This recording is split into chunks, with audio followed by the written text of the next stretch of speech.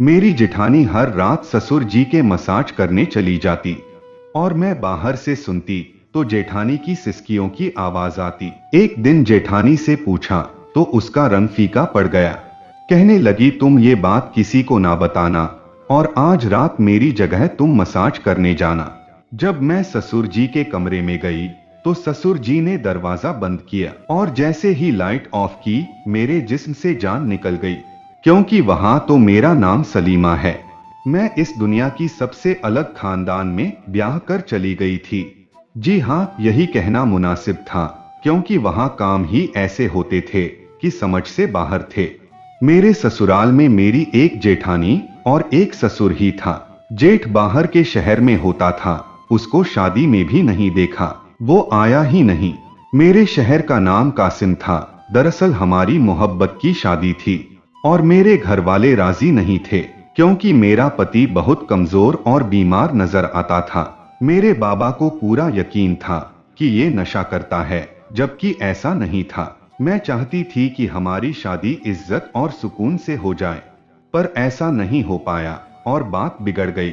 मेरे घर वालों ने मेरे पति को कहा कि 3 दिन है तुम्हारे पास, इसको निकाह करके ले जा, वरना चौथे दिन हम इसकी शादी इसकी कजन से करवा देंगे।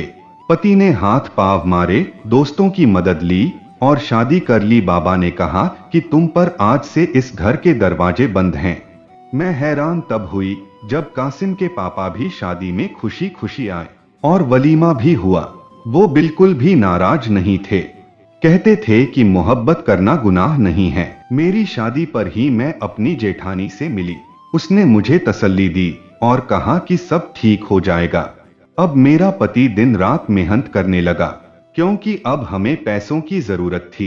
वो सुबह जाता तो रात को ही वापस आता। ऐसे में घर में सिर्फ मैं और मेरी जेठानी ही थे। एक दिन मैंने कुछ बहुत ही अजीब देखा। रात होते ही मेरी जेठानी सारा काम खत्म करने के बाद मेरे ससुर के कमरे में जा रही थी। उसके हाथ में तेल की एक प्याली थी। मैं ये मंजर देखकर बड़ी हैरानी हुई। वो अंदर गई और उसके बाद उसने दरवाजा बंद कर दिया। मैं हैरान रह गई कि भला इस वक्त उसका अंदर क्या काम है और ये तेल लेकर अंदर क्यों गई है। कुछ देर मैं खड़ी रही कि शायद तेल देने गई होगी और दरवाजा गलती से बंद हो गया होगा, वो अभी वापस आ जाएगी। लेकिन वो वापस नहीं आई। 15 से 20 मिनट गुजर गए, वापस नहीं आई। कुछ देर बाद मेरा पति आ गया। मैंने उसके लिए रात का खाना गर्म किया, फिर हमने साथ बैठकर खाना खाया। थोड़ी देर के बाद उसने मुझे चाय बनाने को कह दिया। मैं चाय बनाने के लिए दोबारा किचन में गई। तब भी मैंने देखा कि जेठानी अपने कमरे में नहीं थी और ससुर के कमरे की लाइट भी ऑफ थी। इसका मतलब वो सो चुके थे। फिर मैं चाय बनाकर वापस आ गई तो बर्तन रखने के लिए जब दोबारा आई, तब भी मैंने देखा यही सिलसिला जारी था। खैर, चौकीदार बनकर तो नहीं बैठ सकती थी और कुछ कर भी नहीं सकती थी। मैं अपने कमरे में आ गई। सुबह मैंने अपनी जेठानी से पूछना चाहा, लेकिन हिम्मत नहीं हो रही थी। अगले दिन फिर से यही होने लगा। वो फिर रात होते ही सारे काम खत्म करके काफी जल्दी में नजर आ रही थी। जब उसको लगा कि अब सारे घर वाले सो गए हैं, तो वो तेल लेकर मेरे ससुर के कमरे में चली गई। मैं देर तक जागती थी, क्योंकि मेरा पति देर से आता था। दरवाजा बंद होने वाली बात ने मुझे बहुत ज्यादा परेशान किया था। मैं आहिस्ता आहिस्ता चलती हुई कमरे के पास गई। मेरे कदम बहुत ही धीरे धीरे आगे बढ़ रहे थे और कान जरूरत से ज्यादा ही खुले हुए थे। छोटे मोटे शोर की आवाज पर भी मेरी आंखें इधर उधर देखना शुरू हो जाती थी। लेकिन फिर मैंने ऐसी आवाज सुनी जिनको सुनकर मैं हैरान रह गई। कमरे से मेरी जेठानी की सिसकियों की आवाज आ रही थी। मैंने अपने कानों को हाथ लगा लिया। मैं बुरी तरह हैरान रह गई कि ये सब क्या हो रहा है। पहले मुझे लगा कि मेरा वहम है, लेकिन मैंने बकायदा आवाज सुनी और अब तो मैं पूरा यकीन के साथ ये बात कह सकती थी कि जो कुछ भी हो रहा था। मैं दरवाजे पर दस्तक देने लगी कि लाइट ऑन हो गई और मैं डर गई कि लगता है कोई बाहर आ रहा है। मैं वापस अपने कमरे में आ गई। सोचा अपने पति से बात करूं, लेकिन उसको ये सब कुछ नहीं बताया। अगले दिन अपनी जेठानी से ही बात करने के बारे में सोचा। वो मेरे सामने बैठी सब्जी काट रही थी और मैं बर्तन धो रही थी। मैंने कहा कि रात को तुम ससुर जी के कमरे में क्या करने गई थी? तुम्हारे हाथ में तेल था और तुमने दरवाजा बंद कर दिया। मेरी जेठानी तो हैरान ही रह गई। उसको मुझसे इस तरह की बात सुनने की उम्मीद नहीं थी। कहने लगी कि उनके पाँव में दर्द था तो मैं उनके पैरों पर तेल लगाने के लिए गई थी। मैंने कहा चलो मान लिया कि तेल लगाने के लिए गई थी, लेकिन दरवाजा बंद करने की क्या जरूरत थी? और तुम तो अंदर जाकर बैठ ही गई थी। मैं 2-3 दफा चक्कर लगाकर आई तो मैंने देखा कि तुम कमरे में थी ही नहीं। मेरी जेठानी ने मुझसे झूठ बोल दिया कि मैं कमरे में नहीं थी, बाथरूम में थी, इसलिए तुम्हें मैं नजर नहीं आई होंगी। मेरी तबीयत थोड़ी खराब थी, वो मुझे नजर नहीं मिला रही थी। वो अपने काम में फिर मसरूफ हो गई। मैंने कहा कि क्या हुआ था तुम्हारी तबीयत को? तो वो झुंझलाकर बोली, क्यों तुम इतनी सी बात का कीमा बना रही हो? छोड़ो ये सब काम, आज बहुत ज्यादा गर्मी है और तुम हो कि इतने सारे सवाल कर रही हो। उसने बात का रुख दूसरी तरफ कर दिया था, लेकिन मुझे अंदाजा लगाना था। लगा लिया। मेरी एक बहुत ही करीबी दोस्त थी। जब मैंने उसको ये सब कुछ बताया तो उसने इस बात को सुनकर उसे हवा दी और अपने कानों को हाथ लगाकर बोली कि पागल तो नहीं हो गई हो? जाहिर है वहां पर क्या हो रहा होगा, तुम्हें पता करना चाहिए। मेरी जेठानी भी बड़ी अजीब तरह की औरत थी। चुप चुप रहती थी और बहुत ही खुले कपड़े पहनती थी। एक तरफ कहती थी कि मुझे गर्मी लग रही है और दूसरी तरफ इतने लंबे और मोटे कपड़े पहनती थी। तब उसको गर्मी नहीं लगती थी क्या? कोई ना कोई गड़बड़ जरूर थी। एक दिन हमारे घर में एक रिश्तेदार आई हुई थी। उससे बातों बातों में मैंने बातें की तो उसने कहा कि तुम्हारा पति भी शादी से पहले बाहर के मुल्क जाना चाहता था, लेकिन उसके बाप ने जाने नहीं दिया। मैंने कहा कि मेरा पति बाहर नहीं जाए तो अच्छा है, मैं उससे बहुत मोहब्बत करती हूँ। उन्होंने कहा कि हाँ, तुम्हारी जेठानी का भी तो पति बाहर होता है, बेचारी कितनी उदास होती है। मैंने कहा कि नहीं, उदास तो नहीं होती, बिल्कुल नॉर्मल रहती है, तैयार भी होती है, हाथों में चूड़ियां भी पहनती हैं। तो कहने लगी कि नहीं, ऐसा तो नहीं, हमने तो उसे बड़ा ही उदास देखा है, वैसे है बहुत खूबसूरत। मैंने कहा खूबसूरत तो बहुत है, ऐसे में पति पास ना हो तो इंसान तैयार होकर किसको दिखाता है, लेकिन उसका दिल करता हो कि वो तैयार होना चाहे, ये अच्छी बात है। इंसान को अपने लिए भी तैयार होना चाहिए। सिर्फ पति के लिए औरत क्यों तैयार हो, वो अपने लिए भी तैयार हो सकती है ताकि अपने आप को खूबसूरत देखकर उसको खुशी मिल सके। मेरी जेठानी को देखकर बिल्कुल भी नहीं लगता था कि उसका पति बाहर है। ना उस घर में मेरे जेठ की कोई बात होती थी, ना ही उसका कोई नाम लेता था, ना मैंने उसकी कोई तस्वीर देखी थी। जेठानी को भी कभी अपने पति से फोन पर बात करते हुए नहीं देखा था। अगर पति बाहर था तो फोन तो करता ही होगा। और यहाँ तक कि मेरे ससुर ये भी नहीं कहते थे कि बेटा बाहर है। एक दफा हम सब खाना खा रहे थे तो मेरे ससुर ने कहा, अल्लाह ने एक ही बेटा दिया है और यह सारा कुछ उसी का ही है। साथ ही वो खांसने लगे। मैंने कहा कि अब्बू, आपका एक और बेटा भी तो है। कहने लगी, हाँ, एक और बेटा भी है, गलती हो गई मुझसे। बाप थोड़ी ना औलाद को भूल सकता है। मैं तो मजाक कर रहा था। हम सब हैरान हुए कि वो कैसे भूल गए। मेरे पति ने भी अजीब सा चेहरा बना दिया और जेठानी भी इधर उधर देखने लगी। ऐसा लगा कि ये तीनों ही मुझसे कोई बात छुपा रहे हैं, लेकिन मेरी जेठानी की वो ही रूटीन थी। मैंने फिर उससे सवाल किया तो कहने लगी कि ससुर की टांगों में दर्द होता है, जब तक उनकी टांगें ना दबाव उनको नींद नहीं आती। लेकिन मैं ये सोच रही थी कि जब वह सो जाते हैं तो ये वापस क्यों नहीं आती, कमरे के अंदर ही क्यों रहती है?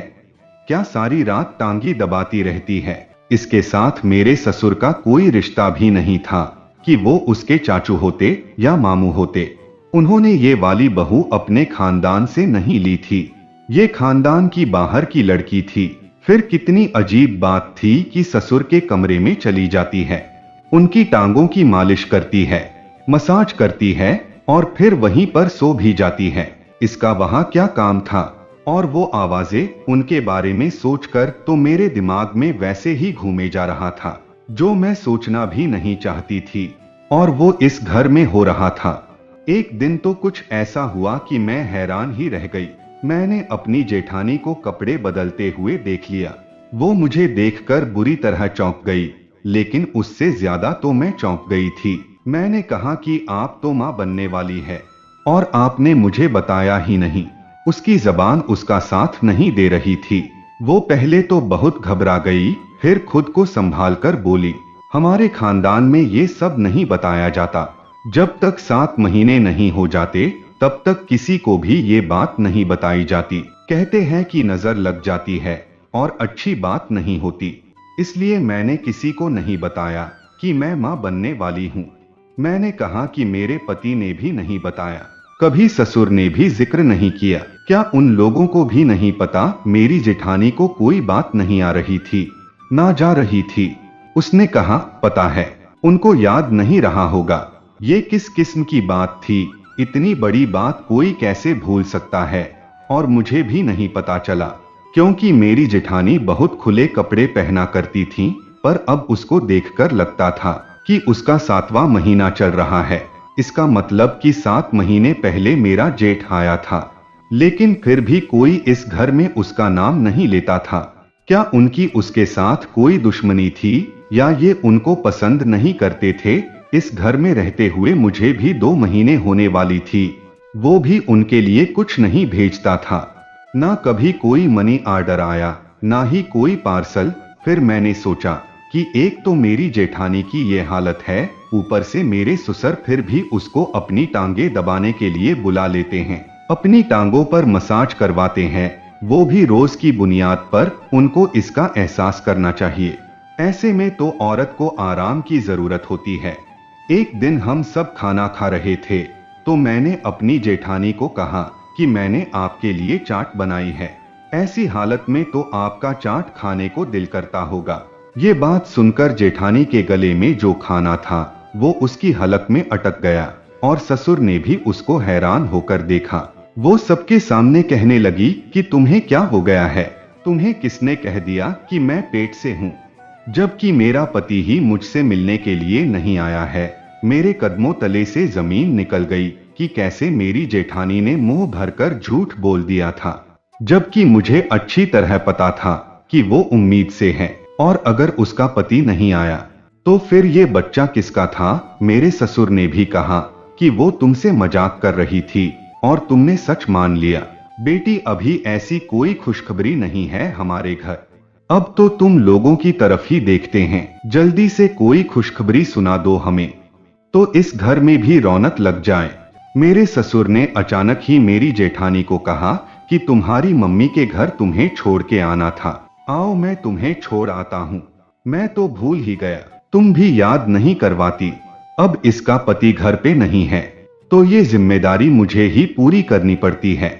जब यह कहती है इसके मायके छोड़ आता हूँ। मेरे ससुर मुझे सफाई दे रहे थे। उन्होंने कहा, इसके अब्बू के साथ मेरी काफी दोस्ती भी है, वहां पर थोड़ी देर बैठ जाता हूँ, अच्छा टाइम मिल जाता है। तुम दोनों मियाँ बीबी बैठकर खाना खाओ, हम चलते हैं। मेरी जेठानी के चेहरे का रंग उड़ गया था। वो अच्छी तरह से मुझे देख रही थी, जैसे मैंने उसकी जिंदगी बर्बाद कर दी थी। मेरे ससुर अचानक से उसे लेकर वहां से चले गए, जबकि इससे पहले तो ऐसी कोई बात नहीं कर रहे थे कि आज ही लेकर जाना है। वो चले गए तो मेरे पति ने मुझे कहा कि तुमको किसने ये सब कह दिया, इस तरह की बातें क्यों कर रही हो? मैंने कहा कि मैंने देखा था, उनका पेट इतना बड़ा हुआ है। मेरे पति हंसने लगे कि उनका पेट खाने से बढ़ा है, और तुम समझ रही हो कि वो प्रेग्नेंट है। मेरा भाई 2 साल से वापस नहीं आया है तो बच्चा कहां से आ गया? मैंने अपने शहर को कुछ नहीं कहा और बहस भी ना की, पर बात साफ थी और मैंने अपनी आंखों से देखा था। मेरी जेठानी पेट से थी और उसका 7वां महीना चल रहा था। लेकिन वो ये बात छुपा क्यों रही थी? और अगर छुपा रही थी तो कब तक छुपाती? क्या उसने बच्चे को पैदा नहीं करना था? मेरे ससुर जेठानी को छोड़कर रात तक वापस आए तो अपनी जेठानी को देखकर मैं फिर हैरान रह गई। उसके चेहरे पर एक बहुत बड़ा निशान बना हुआ था, जैसे जख्म लगा था। मैं आगे बढ़ी, मैंने कहा कि क्या हुआ है, ये कैसे हुआ? तो कहने लगी कि वापसी पर रिक्शे में से गिर गई और मेरा मुंह जमीन पर लग गया। मैं हैरान रह गई।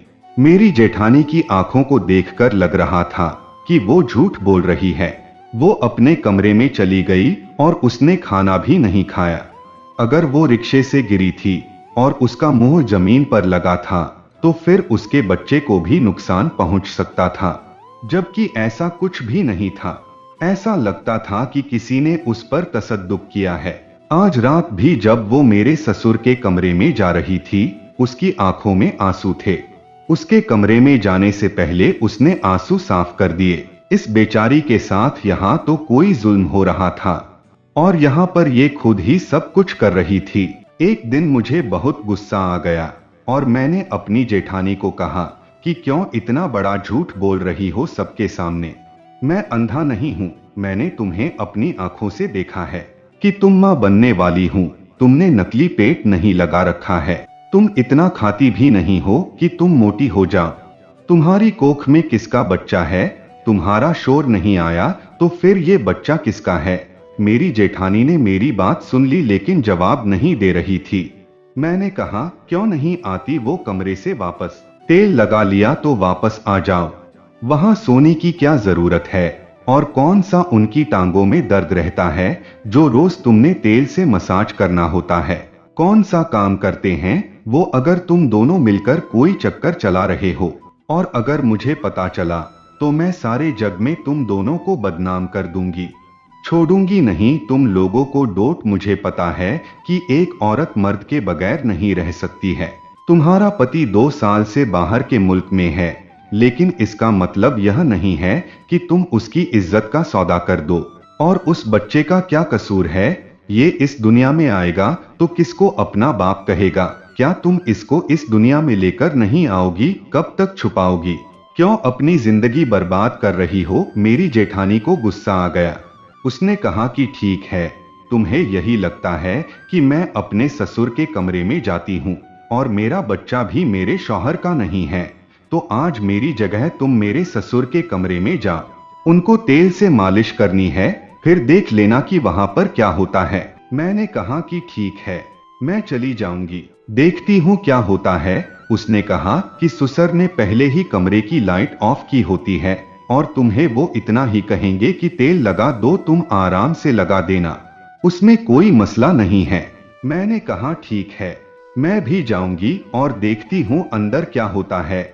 मुझे पता था कि औरत की गलती नहीं होती है, औरत जीतकर भी हार जाती है, लेकिन फिर भी यहाँ पर मुझे गलती जेठानी की लग रही थी।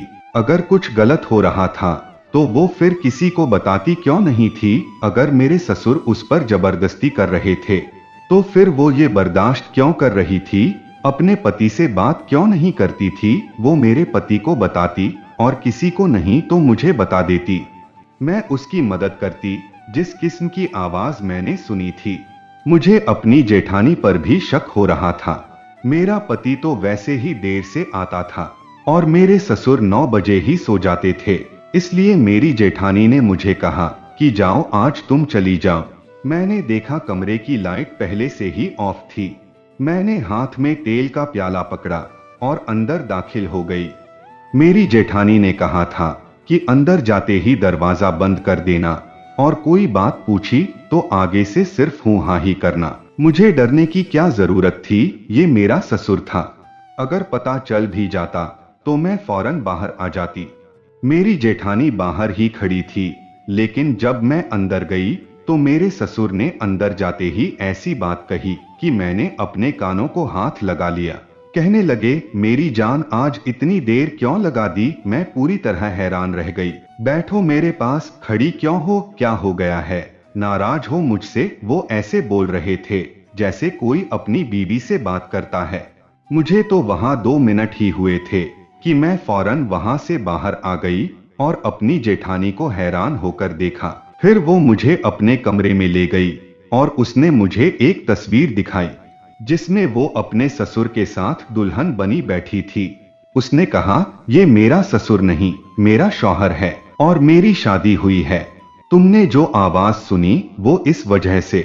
ऐसी हालत में टांगे दबाकर मैं बुरी तरह से थक जाती थी, इसीलिए मेरे मुंह से ऐसी आवाजें आने लग जाती थी। ये इंसान अच्छा नहीं है, मुझ पर जुल्म करता है, मुझे अपना गुलाम समझता है, क्योंकि मेरे आगे पीछे कोई नहीं था। लेकिन ये मेरा शौहर है और यह बच्चा भी इसी का है।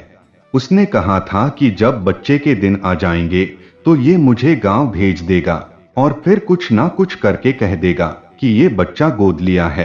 तुम्हारे पति ने मिलकर यह प्लान बनाया था कि तुम्हें यह बात पता ना चले, नहीं तो बदनामी होगी हमारे खानदान में। ये बात किसी को भी नहीं पता। जो औरत इस घर में आई थी वो तो मेरे पति की बहन थी, इसलिए वो भी हमारे साथ मिली हुई थी। जब तुमने सबके सामने कहा कि आप पेट से है तो मेरे पति ने मुझ पर गुस्सा किया और मुझ पर हाथ भी उठाया। तभी मेरे चेहरे पर जख्म लगा हुआ था। सारे रास्ते उसने मुझे बातें सुनाई थीं। ये खानदान बहुत ही अजीब है, यहाँ पर बहुत सारे राज है, जिनमें से मैं भी एक राज हूँ। तुम्हारे पति ने तुम्हें यह बात शायद इसलिए नहीं बताई कि तुम अजीब ना सोचो, तुम्हें बुरा ना लगे। लेकिन अब तुम अपने शौहर को बता देना कि तुम्हें सब कुछ पता है और तुम खामोश रहना। मेरे पति खुद ही तुम लोगों को ये सब बातें बता देंगे जब तुम्हें यहाँ पे कुछ महीने हो जाएंगे। लेकिन तब तक तुम मेरी जान जासूसी करना, मेरे मामले में बोलकर मेरे लिए मिसाइल खड़े करना बंद कर दो। इसीलिए आज मैंने तुम्हें अपनी जगह कमरे में भेजा था कि तुम्हें यकीन हो जाए। मैंने अपनी जेठानी से माफी मांगी और उससे वादा किया कि आइंदा ऐसी कोई बात नहीं करूंगी, क्योंकि मेरी वजह से उसकी जिंदगी पर असर पड़ रहे थे। उसके बाद मैंने अपने पति को यह बात बता दी, वो भी शर्मिंदा हो गया। उसने कहा कि पहले ही तुम अपना सब कुछ छोड़कर यहाँ पर आई थी। मैं नहीं चाहता था कि तुम ये सोचो कि मैं किस किस्म के लोगों में आ गई हूँ। मेरे बाबा ने इस लड़की से मोहब्बत की शादी की है, इसलिए तो हमारी मोहब्बत के खिलाफ नहीं थे, तो उनको उनके हाल पर छोड़ दो और मेरे साथ अपनी जिंदगी गुजारो। मैंने ऐसा ही किया। ससुर के यहाँ बेटी पैदा हुई तो फिर उनके अंदर भी थोड़ी सी शर्म आई, क्योंकि पहले उनकी कोई बेटी नहीं थी। अब वो अच्छे तरीके से रहते हैं और अपनी बीवी का ख्याल भी रखते हैं। हम लोग इसी तरह जिंदगी गुजार रहे थे। वो लोग अपनी जिंदगी में मसरूफ रहते थे, हम लोग अपनी जिंदगी में यहाँ तक कि पोर्शन और चूल्हा भी अलग कर लिया, और अब तो हमारा उनसे बिल्कुल ही वास्ता खत्म हो गया है। मेरे पति बहुत अच्छे इंसान हैं, मुझसे मोहब्बत करते हैं, मेरे लिए मेहनत करते हैं, मेरे लिए इतना ही काफी है। तो दोस्तों, आशा करता हूँ कि ये कहानी आप लोगों को अच्छी लगी होगी, तो इसे लाइक करें और हमारे चैनल को सब्सक्राइब करें। धन्यवाद।